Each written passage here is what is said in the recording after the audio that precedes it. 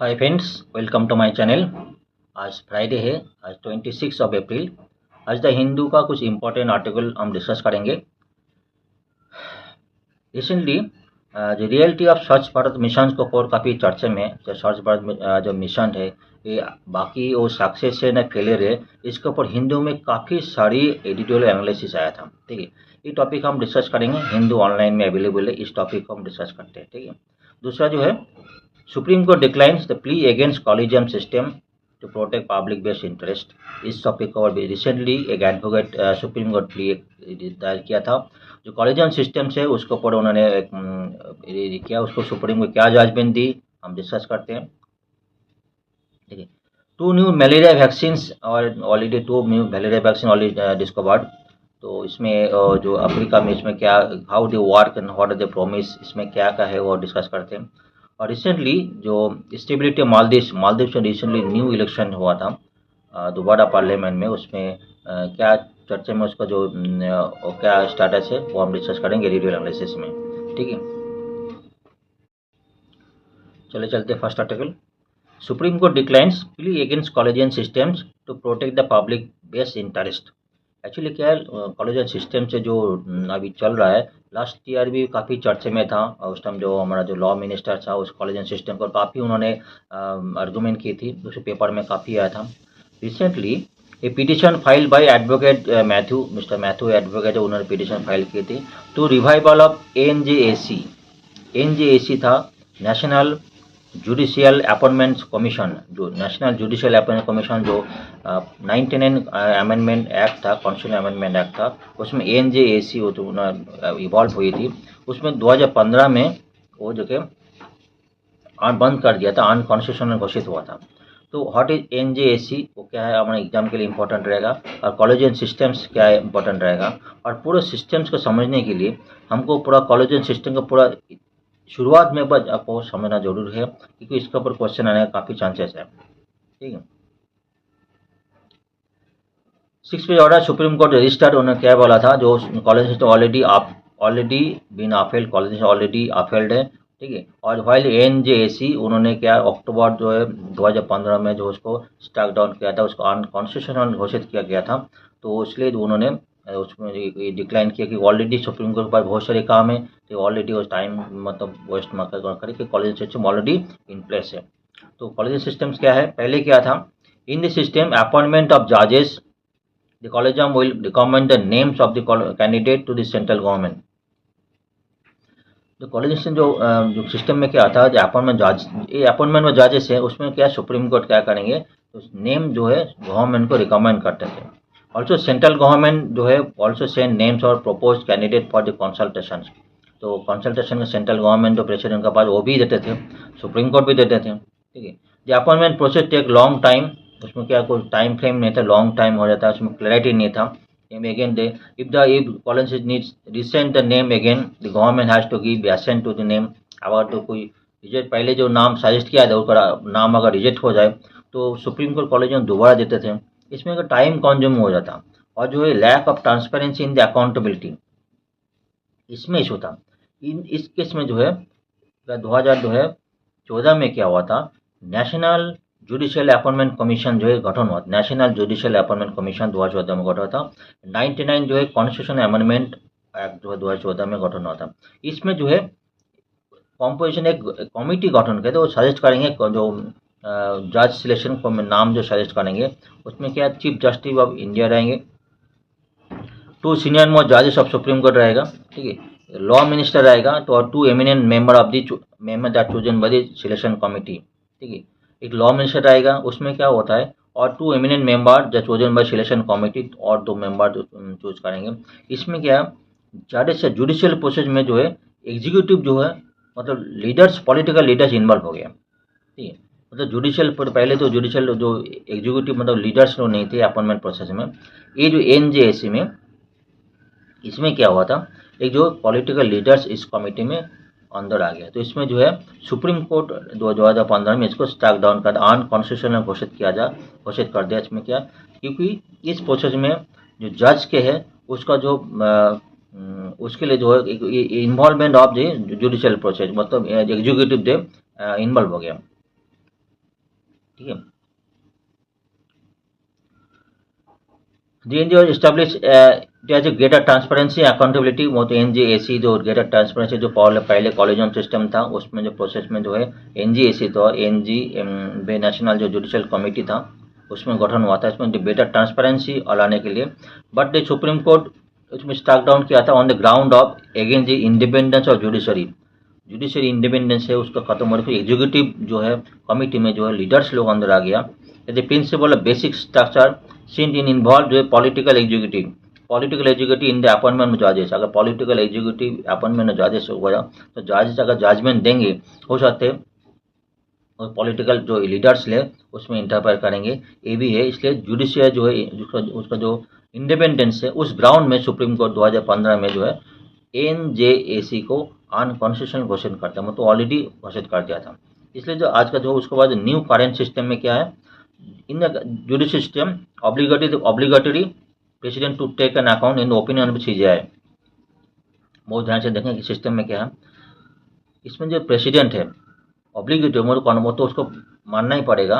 जो CJI उनको जो नाम सजेस्ट करेंगे जजमेंट के लिए, प्रेसिडेंट ऑब्लिगेटेड हो जाए। तो कैसे वो प्रीवियस का इसलिए केस जजमेंट हुआ था, समझने के लिए पहले क्या क्या जजमेंट सुप्रीम का जजमेंट हुआ था वो भी हम डिस्कस करेंगे क्योंकि मैटर समझने के लिए ये बहुत इंपॉर्टेंट है। इसमें बोले judicial appointment it is obligatory for the president to take account the opinion of the CJI को अकाउंट को लेना ही पड़ेगा। The opinion of CJI is binding on the government. Opinion CJI जो देंगे गवर्नमेंट का बाइंडिंग होगा। और जो है the opinion of CJI must be form after due consultation with the collegium और एटलीस्ट 4 सीनियर मोस्ट। अब CJI भी जो नाम सजेस्ट करेंगे वो सिर्फ CJI का ही ओपिनियन रहेगा, वो जो है 4 सीनियर मोस्ट जो है सुप्रीम कोर्ट जज रहेगा उससे डिस्कशन करने के बाद भी जो नेम सजेस्ट होगा वो CJI जो है गवर्नमेंट को देंगे, मतलब प्रेसिडेंट को देंगे। बहुत इंपॉर्टेंट चीज़ है। इवन टू जज give the adverse opinion this he should not be send the recommendation to the government. अगर कोई सीनियर मोस्ट जज अगर एडवर्स अगेंस्ट में ओपिनियन देंगे तो नाम जो है जो आगे फॉरवर्ड नहीं किया जाएगा। इसमें जो CJI जो है अकेला नहीं है, उसमें 4 जज सीनियर मोस्ट जज है उसको भी जो राय लेना पड़ेगा। पहले ऐसा नहीं था, वो केस हम देखेंगे, केस टू केस पहले होगा। पहले क्या था और समझना क्या है। पहले शुरुआत में जो कॉन्स्टिट्यूशन गठन हुआ था 1950 में, उस टाइम क्या सिर्फ प्रोसीड्योर था वो भी हम देख लेंगे। तो ये जो मैटर 3 मेन मैटर, एक तो ऑब्लिगेट जुडिशियल प्रेसिडेंट को जो है CJI से ओपिनियन ऑब्लिगेटरी हो गए, ये मैटर डिस्कशन करना है। और CJI जो भी है 4 सीनियर मोस्ट जज से ओपिनियन लेना पड़ेगा, ये भी हम डिस्कस करेंगे। और जो है 2 जज अगर कोई एडवर्स इम्पैक्ट देंगे वो भी जो नेम जो है मतलब आगे फॉरवर्ड नहीं कर पाएंगे। ये बहुत समझना बहुत जरूरी है, ठीक है। इसके ऊपर क्वेश्चन आ सकता है।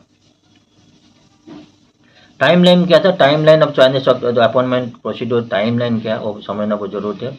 आफ्टर इंडिपेंडेंस जो है 1950 पर कॉन्स्टिट्यूशन हुआ था, उसके बाद अप टू 1973 प्रेसिडेंट अपॉइंटमेंट 1973 था। प्रेसिडेंट जो CJI chief justice supreme Court का चीफ जस्टिस है उसको अपॉइंटमेंट करते थे।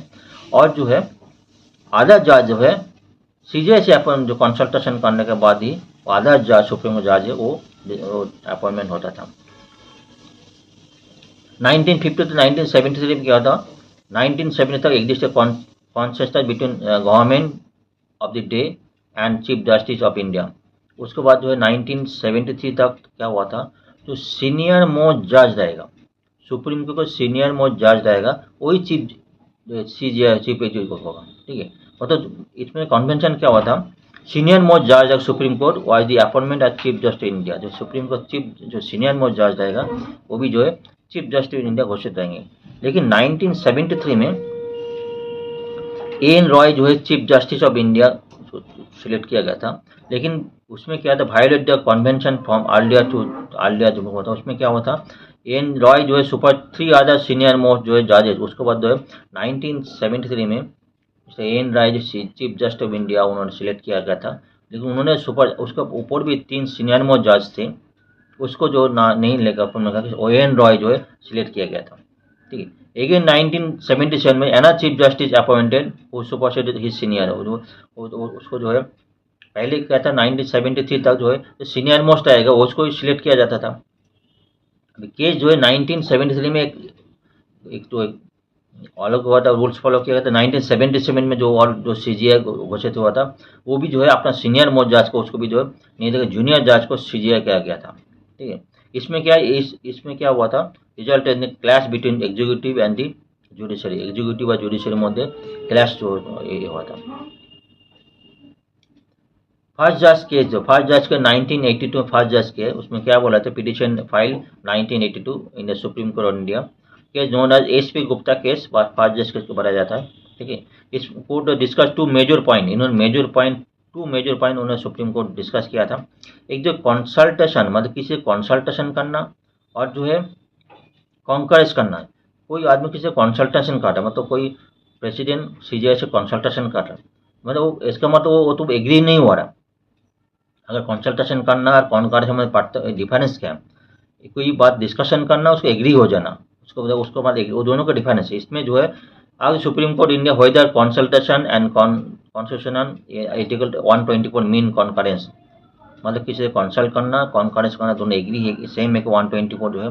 Supreme court overruled denied saying that consultation does not mean concurrence. और इसमें एज सुप्रीम जो प्रेसिडेंट है, अगर सीजीआई से कंसल्टेशन करे, इसका मतलब ये नहीं वो एग्री हो जाए। President was not bound to make a decision based on the consultation of supreme court. तो प्रेसिडेंट ऐसे बाउंड नहीं है, मतलब कंसल्टेशन करते लेकिन कॉन्करेंस नहीं हो, तो कॉन्करेंस नहीं कर सकता, मतलब ऐसे नहीं, उसको मीनिंग ये नहीं कॉन्करेंस है। ठीक है, अनदर जो इम्पोर्टेंट जो पॉइंट डिस्कशन इनके सब, high supreme court decide high court, high court can be transfer to any other high court और स्टेट इवन अगेंस्ट विल। कोई अगर सुप्रीम कोर्ट दूसरा जाए जो है दूसरा कोई हाई कोर्ट का जाकर दूसरा कॉन्वर्ट ट्रांसफर कर सकता, करने का उसके ऊपर डिस्कशन हुआ था। क्योंकि ये पॉइंट जो है ऐसा कहते पहले तो सुप्रीम का प्रेसिडेंट जो कर रहा था, पहले प्रेसिडेंट कोई भी जज को, अगर कोई सीनियर मोस्ट जज को अगर नहीं देकर जूनियर जज को हाई सीजीआई बना देते, इसलिए पॉइंट डिस्कशन हो जाता। प्रेसिडेंट चूज कर सकते हैं, प्रेसिडेंट तो चूज करते हैं, अगर कोई जूनियर को सिलेक्ट कर सकते हैं और सीनियर कोई भी अपना डिस्कशन कर, मतलब कोई हार्ड एंड स्मार्ट रूल नहीं है। सेकेंड जज के 1993 में मेजर था, इसमें जो कॉलेजियम सिस्टम का जो अभी जो प्रेजेंट है, उसका मेन फाउंडेशन था 1993 जजमेंट था। इसमें petition 1993 supreme court advocates on the record association SCARC, Hindi के सुप्रीम कोर्ट ओवरऑल जो है आलियर वैली जो पहले था, कंसल्टेशन और कॉन्करेंस दोनों अलग है, इसमें ओवरऑल किया था, भार्डिक किया था। उसमें meaning that consultation to concurrence, ठीक है, thus binding president to India to consultation of the chief justice of India. इसमें जो प्रेसिडेंट जो है कंसल्टेशन करना जो बाइंडिंग है, ठीक है। The result of birth of collegium system में बार्थ हुआ था। पहले जो प्रेसिडेंट क्या था, अभी कोई बाइंडिंग नहीं था कोई इसमें, लेकिन अभी कॉन्करेंस जो कंसल्टेशन मतलब कॉन्करेंस है, मतलब सम्मति देना पड़ेगा। सीजीआई से डिस्कशन करने के बाद ही प्रेसिडेंट कोई जज को जो है ये कर सकता है, अपॉइंटमेंट कर सकते हैं, ठीक है। अनदर थर्ड जज के 1998 में क्या हुआ था, in the year 1998 presidential reference Supreme Court was issued questioning the meaning of word constellation article 124, 121, 217 और 222 ऑफ द कॉन्स्टिट्यूशन, इसके ऊपर बात किया था। Chief justice of India will be chief justice vote not be the only one, पहले से chief justice India अपना जो रोल देते थे, अभी चीफ जस्टिस ने अकेले नहीं, और जो 4 सीनियर मोस्ट जज सुप्रीम कोर्ट वो भी रहेगा साथ में, जो भी ये जजमेंट देंगे, ठीक है। इन द थर्ड जज केस 1998 जो केस था, इसके पहले क्या था, सीजीआई खुद को ओपिनियन देते थे, मतलब सीजीआई और कोई जज का बिना कंसल्ट किए बजाय, तो सीजीआई खुद को ओपिनियन अपना जो प्रेसिडेंट को देते थे। लेकिन 1998 के बाद जो डिसीजन हुआ था, chief justice won't be only one as a part of consultation process, chief justice एक ही आदमी नहीं रहेगा, और a consultation would be include a collegium system रहेगा, 4 सीनियर मोस्ट जज ऑफ सुप्रीम कोर्ट का जो 4 सीनियर मोस्ट जज रहेगा, उसका डिस्कशन करने के बाद ही जो नेम सजेस्ट होगा, वो नेम जो है सुप्रीम कोर्ट जो है गवर्नमेंट के बाद, प्रेसिडेंट के बाद देंगे, ठीक है। इवन इफ 2 ऑफ द जज are against opinion, CJI will not recommended it to government, मतलब कोई जज तो 2 जज अगर नेगेटिव देंगे, ओपिनियन देंगे, तो सीजीआई को उसका नाम, वो आदमी का नाम जो है गवर्नमेंट को नहीं देंगे। इसका जो मेन पहले क्या था, हमने देखा 1973 में एन रॉय जो है उसको अपना सीनियर जो जज को छोड़ के अपना खुद जूनियर था, लेकिन वो सीजीआई हो गया था। इसमें जो इन केस में क्या हुआ था, 4 सीनियर मोस्ट जज जाएंगे, उसका डिसीजन का कौन जाएगा। जूनियर भी जा सकता है, लेकिन डिस्कशन करने के बाद जो 4 सीनियर मोस्ट जज है उससे डिस्कशन करने के बाद ही कौन जाएगा वो डिसीजन हो जाएगा। वो नाम जो है सीजीआई को दिया जाएगा, सीजीआई गवर्नमेंट को देंगे। ठीक है, समय क्या था, अपॉइंटमेंट सुप्रीम कोर्ट जज को है 4 सीनियर मोस्ट जज ऑफ सुप्रीम कोर्ट डिसीजन रहेगा। अपॉइंटमेंट हाई कोर्ट जज 2 सीनियर मोस्ट जज को डिसीजन करने के बाद ही अपॉइंटमेंट ऑफ जज होगा, वो सुप्रीम प्रेसिडेंट को बाद देंगे। और जो ट्रांसफर ऑफ जो है हाई कोर्ट जज नहीं, ट्रांसफर ऑफ जो हाई कोर्ट जज जो बाद बीच में कॉन्फ्लिक्ट हुआ था, 4 सीनियर मोस्ट जज of supreme court along with the जज of the 2 high court in the concern, तो दोनों हाई कोर्ट का जो जज उसको और 4 सीनियर मोस्ट जज डिस्कशन करने के बाद ही किसी को ट्रांसफर करना है कि नहीं करना उसको किया जाएगा। Hindi word supreme court laid down the strict guidelines for the appointment of judge of the Supreme Court and High Court, which are currently known as collegiate system। तो ये सब सिस्टम में, कॉलेज सिस्टम में ये strict rule government supreme court बनाया था। ये कुछ प्रोसेस है कॉलेजियम के लिए, कई जगह पहले प्रोसेस क्या था, पहले का जजमेंट में इसलिए डिस्कशन किया कि उसको समझना जरूरी, कैसे पहले क्या था, उसको क्या क्या चेंज है, तो आपको मतलब क्लैरिटी जाने आने के लिए। ठीक, कॉलेजियम क्या है और एनजीएसी क्या है वो समझेंगे, बता देंगे, आपको क्लैरिटी नहीं होगा, इसलिए मैं पूरा डिटेल डिस्कशन किया। चलिए नेक्स्ट स्टेप चलते हैं। बताए जा रहे हैं जो there are 249 million case of जो है मलेरिया पैरासाइट जो है 249 मिलियन के 2022 में जो है ये हुआ था, और 2021 से 5 मिलियन ज़्यादा है। और जो 94% केस हुआ, 95 केस डेथ केस हुआ था वर्ल्ड में, अफ्रीका में हुआ था। मेनली जो अफ्रीकन कंट्री जो है उसमें मेजोरिटी जो मलेरिया केस जो है बच्चों में ज़्यादा होता है मलेरियन केस में। इसमें जो है मेजोरिटी ऑफ केस जो है अफ्रीकन कंट्री में है। इसमें 249 मिलियन केस हुआ था जो है 2022 में। रिसेंटली जो है 2 मलेरिया वैक्सीन, एक 2021 में WHO अप्रूवल किया 2021 में, ठीक है, और जो है 2023 में दूसरा एक वैक्सीन अप्रूव WHO अप्रूव किया था। उसका एफिकेसी क्या है उसका डिस्कशन के लिए ये आज के आर्टिकल हिंदू में आर्टिकल आया था, तो ऑनलाइन अवेलेबल प्रीमियम आर्टिकल है, हो सकता है हमने देखा नहीं उसके पेपर में है कि नहीं, लेकिन ऑनलाइन अवेलेबल है। फर्स्ट आर्टिकल RTS जो वैक्सीन है, इसमें तो कौन कहता है व्हाट ये Walter read army research institute 30 years जो उन्होंने स्टडीज करने के बाद रिसर्च करने के बाद जो है इसको जो है अभी उन्होंने इन्वेंट किया था, उसको WHO 2021 में उन्होंने अप्रूव किया था। ठीक है, उसमें कहते क्या long wait vaccine describe the breakthrough of the science child health malaria name 5 M जो है under the age 5 make the 80% of all malaria death कैसे मतलब है अंडर द एज ऑफ 5 साल के नीचे जो है उसमें स्टडी किया था।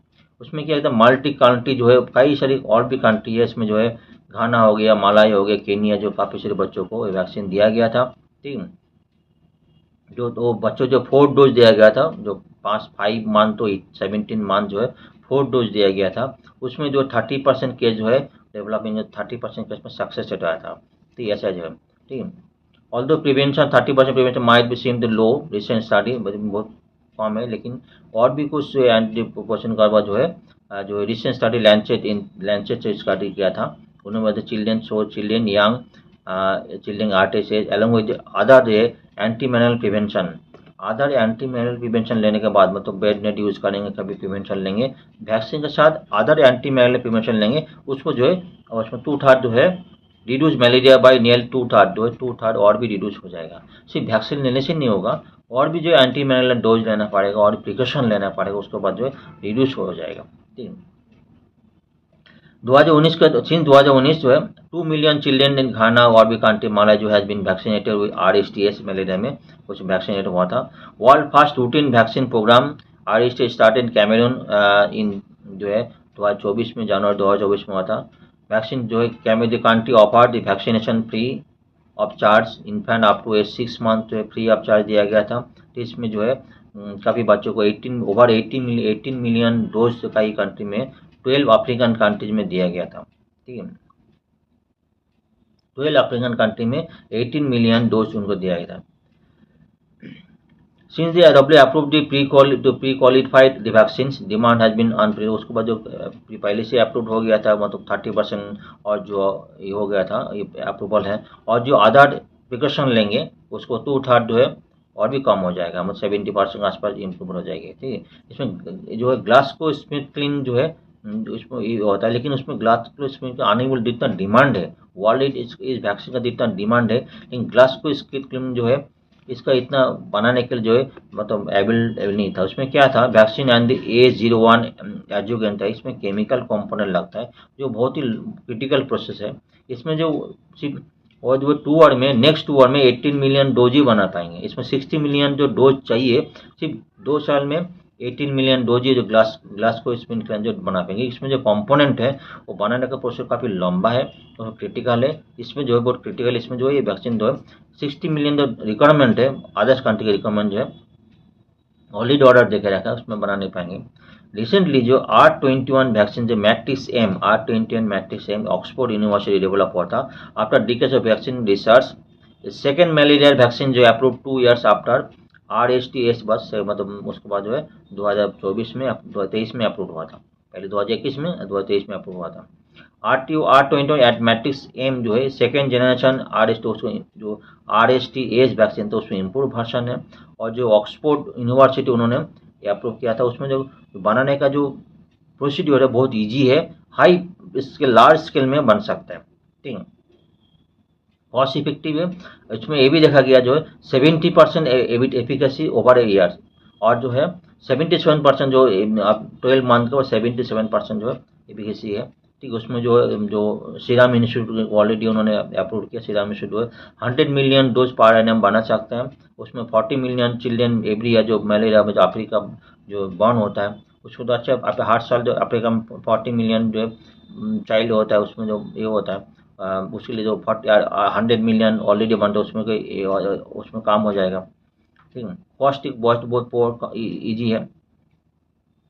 टाटा फार्म क्लिनिकल ट्रायल में 2020 में 440 चिल्ड्रेन एज 5 to 36 मंथ अलग अलग जगह में confirm vaccine safely protected against severe disease and efficacy 77% आपका जो ट्रायल हुआ था उसमें 77% आफ्टर 12 मंथ बाद जो है 77% जो है एफिकेसी मतलब सक्सेस रेट मिला था।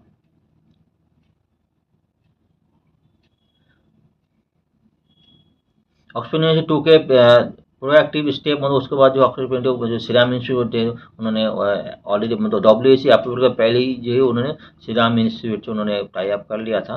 लेकिन कोई भी वैक्सीन WHO जब तक अप्रूवल नहीं करे कोई टाई अप नहीं हो सकता है, लेकिन serum institute already tie up हो गया था। ठीक है, लेकिन 2023 में जो है ऑलरेडी WHO उन्होंने अप्रूव कर दिया था। ठीक है, इसमें एक भी जो है बोल रहा था नो सिल्वर बुलेट, मतलब जो है इसके साथ जो वैक्सीन है 77% एफिकेसी है। और भी जो है अगर प्रिकॉशन लेंगे और भी प्रिकॉशन तो अगर जो मलेरिया का जो बेड नहीं यूज़ करते रैपिड डायग्नोसिस होता है, ट्रीटमेंट ऑफ एपिटिक एंटी मैनुअल जो है मतलब डायग्नोसिस होने के बाद जो है रैपिड कोई किसी को बुखार आ रहा है तो रैपिड डायग्नोसिस होना चाहिए। और जो एंटी जो मलेरियल जो ट्रीटमेंट लेंगे तो उसको एफिशिएंसी को परफॉर्मेंस जो है और भी अच्छा मिलेगा। ठीक है, ये कुछ पॉइंट है। चलिए नेक्स्ट वाले चलते हैं। Next article, the reality of Swachh Bharat mission.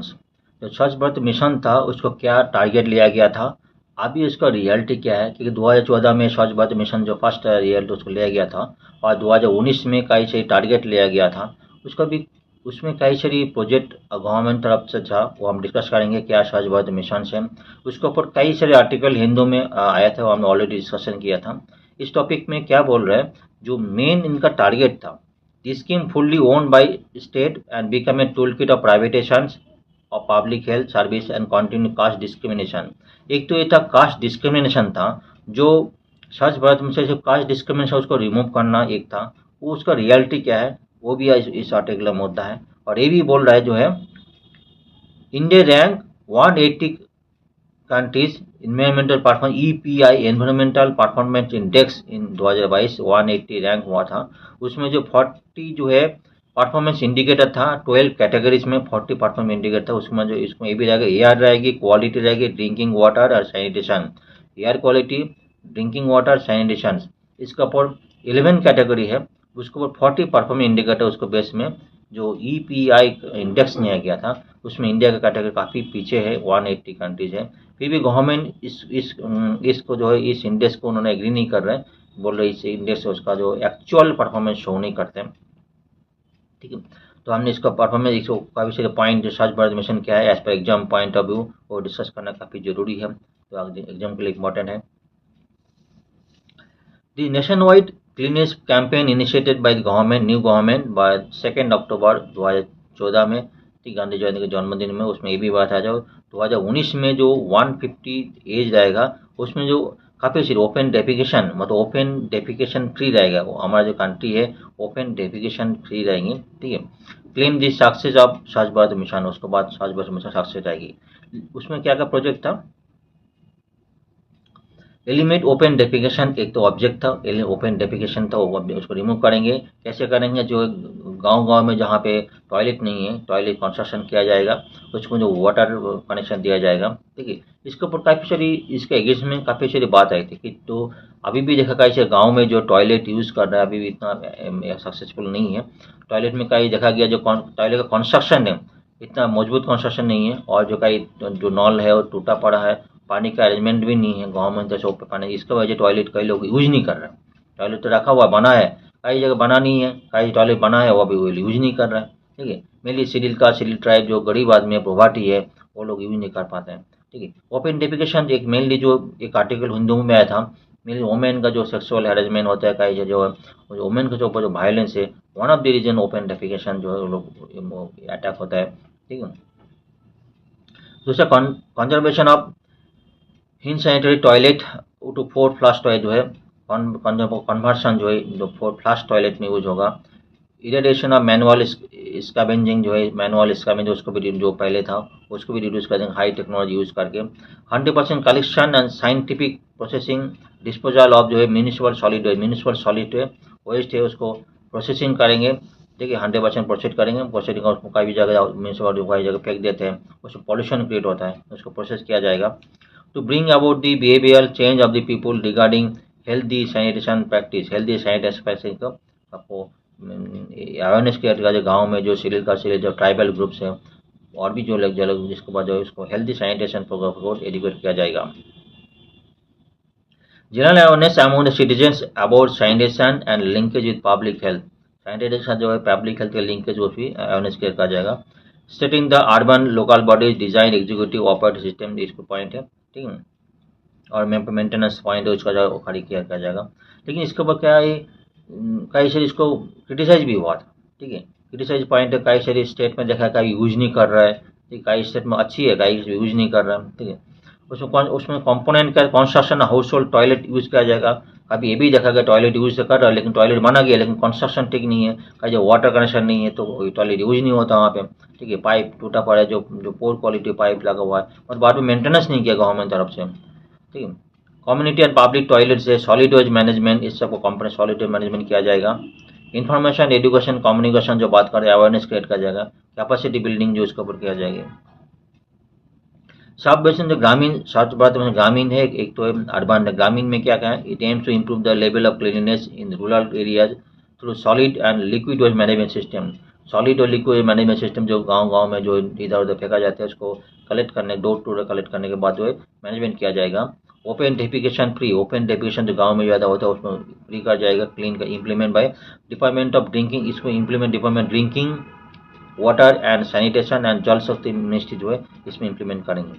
Urban में क्या था, aim to eliminate open defecation, conversion of sanitary toilet to 4 flush toilet use किया जाएगा। इरिडेशन मैनुअल स्क्रैबिंग जो था वो municipal and solid waste management सब किया जाएगा। इसमें कौन करेंगे, minister of housing and urban affair इसको इम्प्लीमेंट करेंगे। गांव में और टाउन में थोड़ा अलग अलग है, टाउन में तो कई टॉयलेट है लेकिन उसमें का टॉयलेट को कन्वर्ट कर फ्लश टॉयलेट में कन्वर्ट किया जाएगा, ठीक है। और दूसरा जो मैनुअल स्क्रैबिंग थे उसको जो टॉयलेट टाउन में मेन इशू था वो काफ़ी चर्चा में था, सुप्रीम कोर्ट इसके ऊपर काफ़ी चर्चा में आए थे, ये भी रिड्यूस कर देंगे। ईपीआई लिंक स्कीम से mission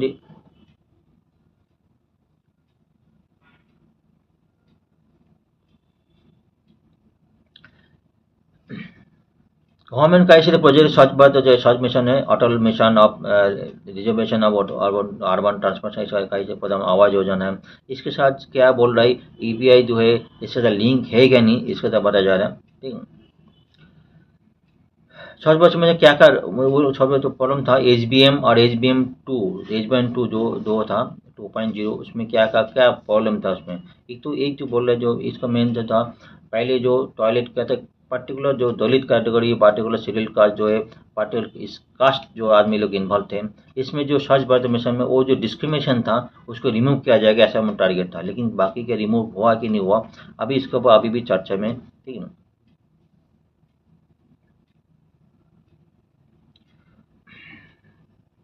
Union government claimed that India is open defecation free, but to reality is different. कई यूनियन गवर्नमेंट बोल तो रहा है कई का इसमें ओपन डेफिकेशन फ्री है, लेकिन प्रैक्टिकली जो है अभी मतलब ये जो है कंप्यूटर जो है auditor general report 2020 days many question about the government claim over the success of HBM on spam. कई से जो ऑडिट रिपोर्ट है इसमें कई से उन्होंने रेज कंसर्न किया इसके ऊपर जो है पोर क्वालिटी कंस्ट्रक्शन ऑफ टॉयलेट अंदर इसके जो पोर क्वालिटी कंस्ट्रक्शन बात कर रहा था।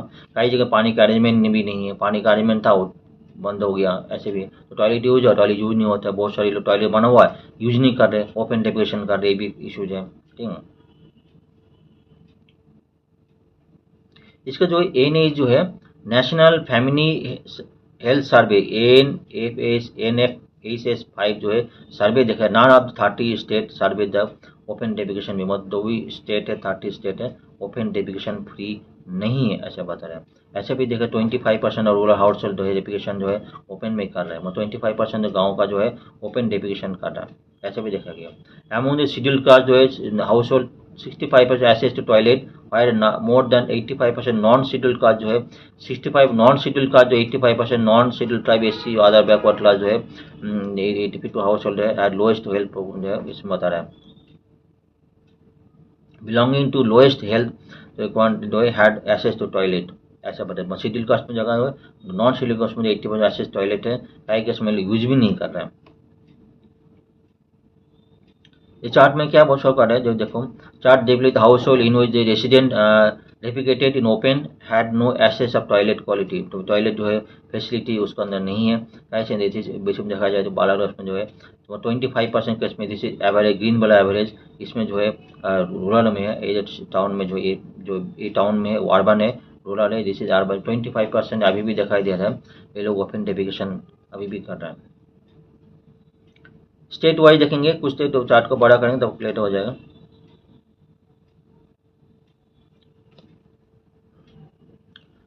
जो रेड है person of rural house hold in which resident did not defecate open, मतलब डिड ओपन नहीं करते। बिहार में जो 55% केस में ओपन नहीं करते, 55% करते हैं, ठीक है। कुछ कुछ स्टेट है जैसे पंजाब है, देखिए आंध्र प्रदेश केरला गोवा जो है इसमें काफ़ी गुड रिजल्ट है, लेकिन कुछ वेस्ट बंगाल जो है कम से कम पोअर कंडीशंस में उनका ओपन डेफिकेशन अभी कर रहा है, मतलब स्टेट वाइज अभी भी डिफरेंस है।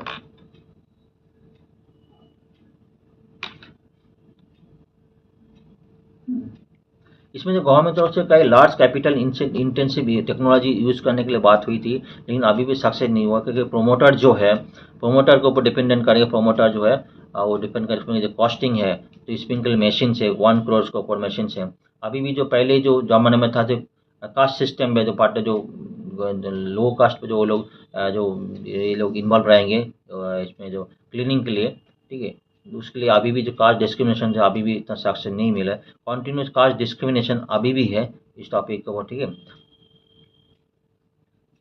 तो फ्रेंड्स आज का आर्टिकल में यहीं पे एंड करता हूँ। आज का काफ़ी से इंपॉर्टेंट आर्टिकल था, अगर मेरा चैनल आपको सही लगा तो लाइक शेयर कमेंट जरूर होना चाहिए। Thank you very much. बीच में कुछ दिन बंद था, मैं तो कई काम में बिजी था। मैं कोशिश करता हूँ डेली आर्टिकल जो है पब्लिश करने के लिए, और भी न्यूज़पेपर में कोशिश और भी जो इंडियन एक्सप्रेस और भी आर्टिकल पब्लिश करने की कोशिश करता हूँ। तो मेरे साथ रहेगा। Thank you very much, thank you.